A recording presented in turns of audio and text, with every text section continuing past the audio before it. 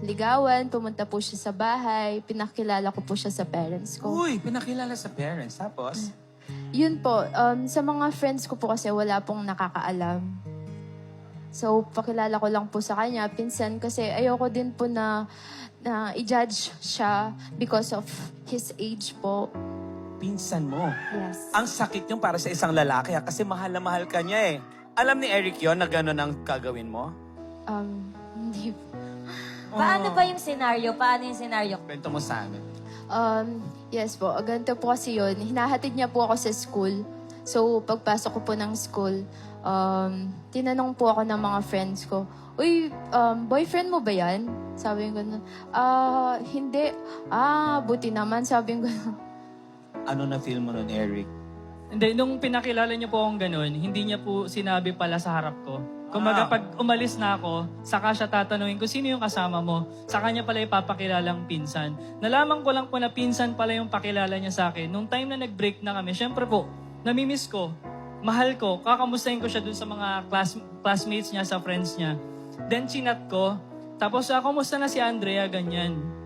Sabi nila, okay naman, ganito, ganyan. Namimiss ko na siya, nag-break na kasi kami. Tapos, kaya pala gulat no gulat sila na nag-break. Kayo ba? Pinsan lang yung pakilala niya sa amin tungkol sa'yo. Kuya pa nga ang tawag niya minsan sa'yo, ganyan. Kaya sobra po akong nasaktan na for almost 3 years na ako yung nagpaaral sa kanya. Umabot din po kasi sa time na yung tatay niya nagkaroon ng sakit, hindi makapag-provide sa kanila. So, kailangan niya po mag-stop. Pero dahil mahal ko, sabi ko, sige, tutulungan na lang kita. Ako yung magpapaaral sa'yo. Though wala pa naman pong tuition that time doon sa school nila. Pero syempre, yung pambaon niya po, mga financial needs sa school, ako po yung nagpo-provide. Hanggang sa nung nag-college na po siya, first year, first sem, yun po yung time na hindi na ako ganong nakakapunta sa kanila. Gawa nga rin po na ako pa rin po yung nagpo-provide sa kanya. May tuition na po nun. So medyo kailangan kong kumayod, magtrabaho sa business, ganyan. I-surprise ko po siya nung kasi mansari namin. Hindi ko po alam pagdating ko. Ako pala yung maso-surprise. Na ano? Eric, na ano? Pagdating ko doon sa sala nila, magkahawak sila ng kamay ng lalaki. So, nahuli mo siyang may ibang lalaki. Andrea, sino yung ka-holding hand? Classmate ko po. Classmate. Bakit Classmate kayo mo, tapos magka-holding magkahawak hands? kayong kamay? Hindi po, parang naglalaro lang po kami ng, parang minamassage niya po yung kamay ko.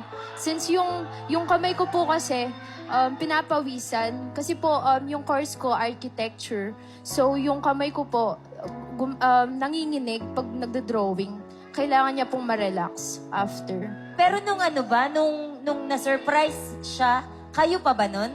Kami pa po nung kasi iso-surprise ko po dahil nga mansari po namin that time. Totoo ba ito? Kahit Actually, sila pa? hindi ko po alam na kami kasi wala na pong paramdam. Wala nang paramdam. Sino ang hindi nagparamdam? Siya po. Ikaw, Eric, hindi ka daw nagparamdam. Actually, part po kasi yun ng surprise ko. Dahil po siya kasi mahilig po siyang magbike. So, minsan, nakakwento niya, marami siyang napupuntahang lugar. Minsan, gusto niya rin mag-road trip. Parang 1 or 2 weeks, hindi nga po ako nakakapunta sa kanila. Nag-iipon po ako pambili ng motor. Para mapuntahan mo lang si Para Andrea. hindi na po ako mahirapang mamasahe pag pupunta sa kanila. At para matupad ko po yung pangarap niya na makapag-road trip kami ng magkasama.